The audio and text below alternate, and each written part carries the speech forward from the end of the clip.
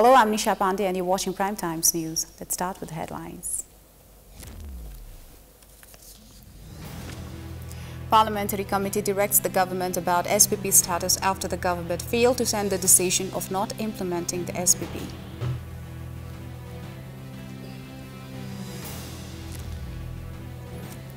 Prime Minister Shrawan says media should keep itself updated and refined as per the demand of time when the world witnesses a rapid development of information and technology. National Examination Board publishes the result of SEE. 9,633 passed with 3.6 to 4 GPA.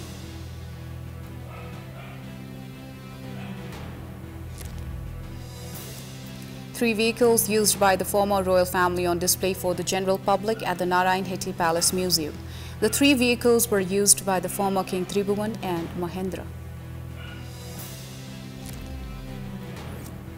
And Sri Lanka to restrict fuel imports for the next 12 months as it is facing a severe shortage of foreign exchange.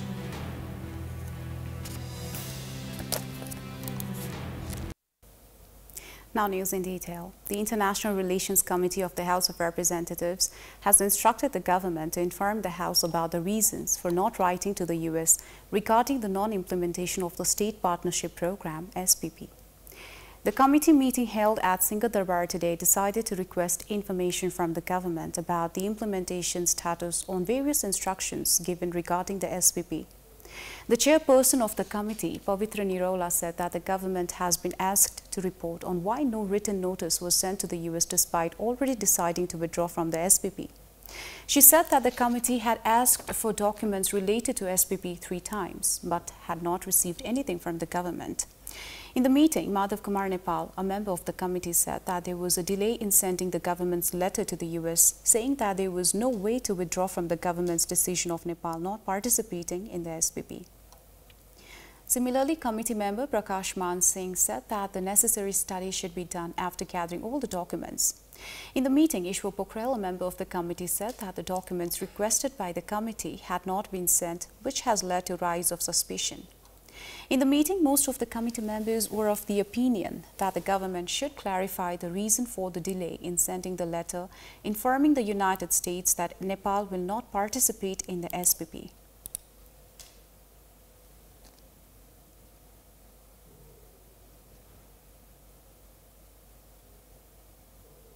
Prime Minister Shrawan has said that media should keep itself updated and refined as per the demand of time when the world witnesses a rapid development of information and technology. Inaugurating a newly constructed building of the National News Agency RSS at Bhadrakali today, the Prime Minister stressed that our effort should be for providing information to the people in an accessible and advanced way as much as possible. The Prime Minister on the occasion unveiled the copper plaque and cut the ribbon amidst a special ceremony organized at the National News Agency's central office. The RSS new building has been constructed at an investment of 168,600,152 rupees received from the then National Reconstruction Authority after the old building was damaged by the 2015 Gorkha earthquake. RSS Executive Chairperson Dharmendra Jha and General Manager Siddharaj Rai among the officials welcomed the Prime Minister when he arrived at the RSS building. Minister for Communication and Information Technology, Gyanendra Bahadur Karki, Minister for Urban Development, Mitmani Chaudhary, Minister of State at the Office of the Prime Minister and Council of Ministers, Umesh Shrestha, Chief Election Commissioner Dinesh Kumar Thapalia, National Women Commission Chairperson Kamala Parajuli, Communication and Information Technology Secretary Dr. Vaikuntha Aryal, Urban Development Ministry Secretary Dr. Ramesh Prasad Singh, among other government officials, were present in the function. Block A and Block B of the RSS Central Office has 54 rooms. Prime Minister Deoba laid the foundation of the buildings on 26th of October 2017. Each block is 4 stories and the National News Agency will run all services, including the administration, from there.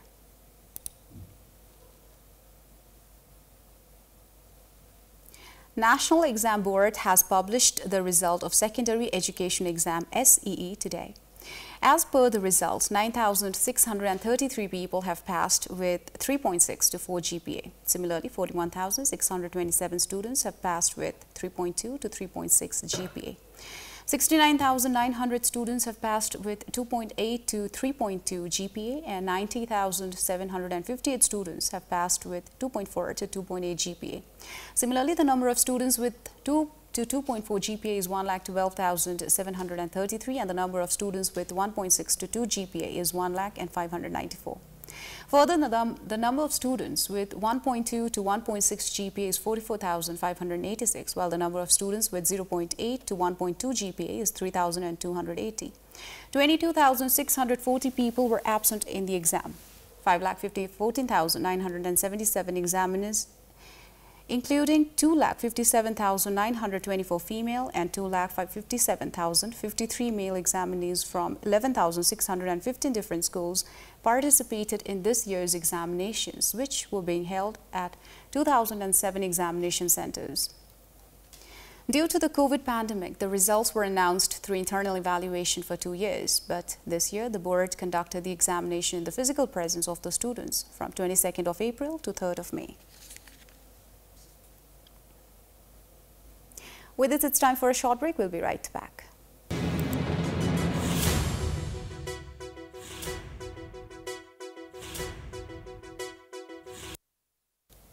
Welcome back. Chairman of CPNUML, KP Sharma Oli, has said that the coalition government had brought forth new citizenship bill just to take credit themselves. Addressing the meeting of Nepal Oppressed Liberation Society held at Birtha Mod Jhapa today, Oli stated that the coalition government had brought forth the citizenship bill, which had previously been put on hold by Pushpa Kamal Dahal, just to take the credit. He stated that the government had even confused the public by bringing the new bill, which was put on hold previously without even discussing at the committee. Similarly, Oli said that the aim of the alliance was to weaken and finish the CPNUML party just because the party stood in the favor of nationality. Oli also said that the parties in the coalition have tried to divide the state, and federalism has also been discredited due to the activities of the coalition parties.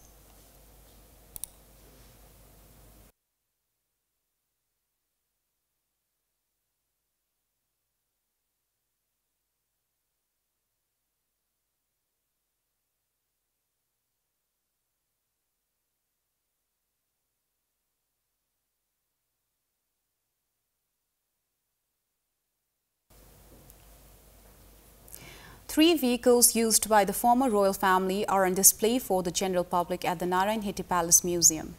The Narayan Hetty Palace Museum and Republic Memorial Management and Operation Development Committee has opened the three vehicles used by the former King Tribhuvan and Mahendra today for the general public to see. Maheshwar Neupane, Secretary of the Ministry of Culture, Tourism and Civil Aviation, informed that there is a policy to put all the materials used by the former royal family in the exhibition. Secretary Neupane, who is also the chairman of the committee, promised to make the museum more organized, and displayable materials will be placed gradually so that the general public can see them.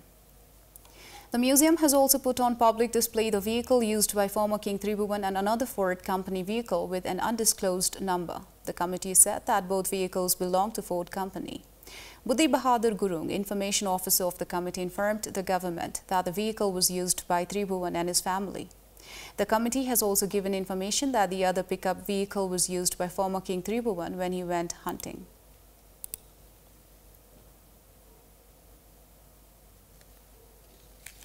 Bhuvan Kesi, the newly appointed chairperson of the Film Development Board, has taken office.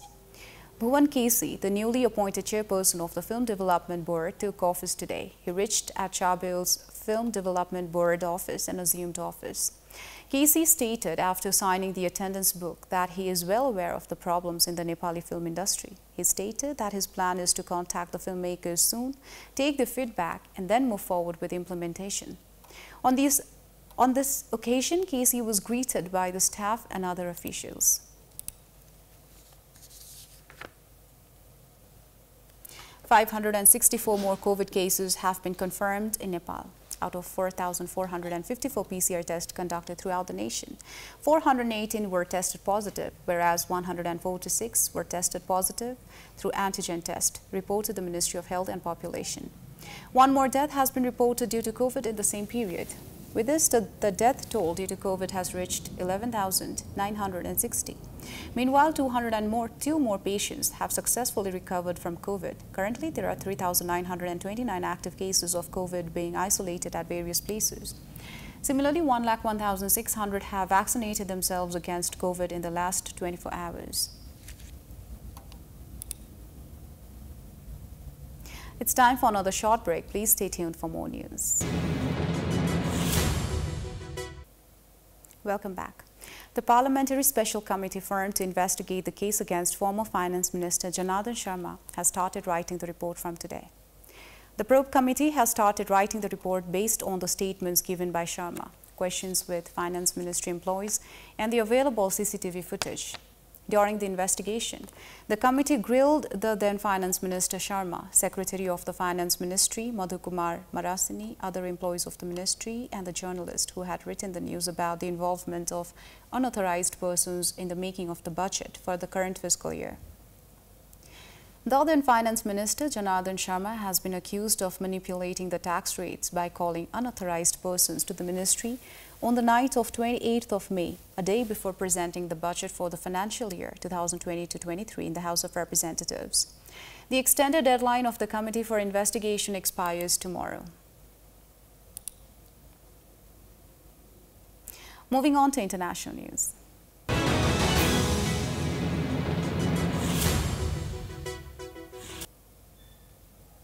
Sri Lanka will restrict fuel imports for the next 12 months as it is facing a severe shortage of foreign exchange.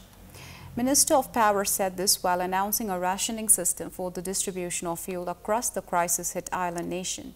Sri Lanka, a country of 22 million people, is under the grip of an economic turmoil, leaving millions struggling to buy food, medicine, fuel, and other essentials. The severe foreign exchange shortage has hampered the import of fuel and other essentials in the country, reeling under the worst economic crisis in 7 decades. With the government hard-pressed to pay for fuel imports due to the severe forex crisis, it introduced a fuel pass scheme on Saturday, where the issues would be rationed under a limited weekly quantity. Since 27th of June, the government has stopped fuel supplies and restricted essential services. The latest Tory leadership debate between Rishi Sunak and Liz Truss has been cancelled after the presenter fainted on air. The Sun and Talk TV debate hosted by journalist Kate McCann abruptly halted around halfway through after a loud crash was heard. Talk TV said she was fine, but the channel had been given medical advice not to continue.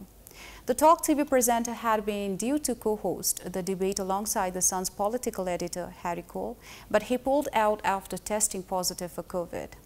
Before it was halted, the latest televised debate between the two candidates had been covering tax, the state of the NHS, and rising living costs.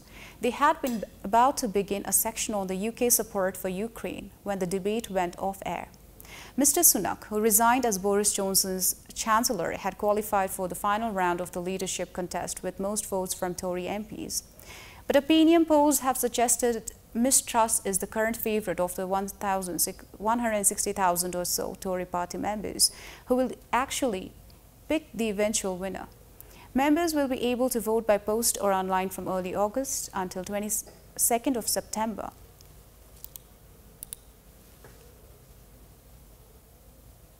With this, we have come to the end of the news. Before wrapping up, here are the headlines once again.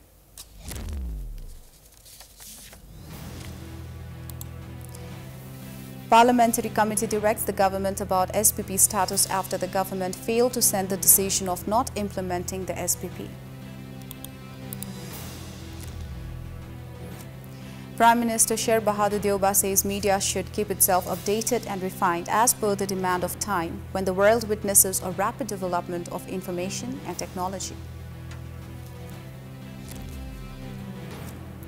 National Examination Board publishes the result of SEE 9,633 passed with 3.624 GPA.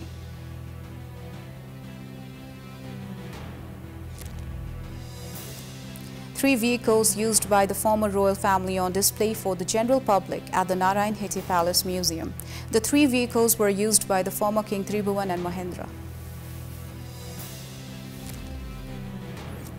And Sri Lanka to restrict fuel imports for the next 12 months as it is facing a severe shortage of foreign exchange.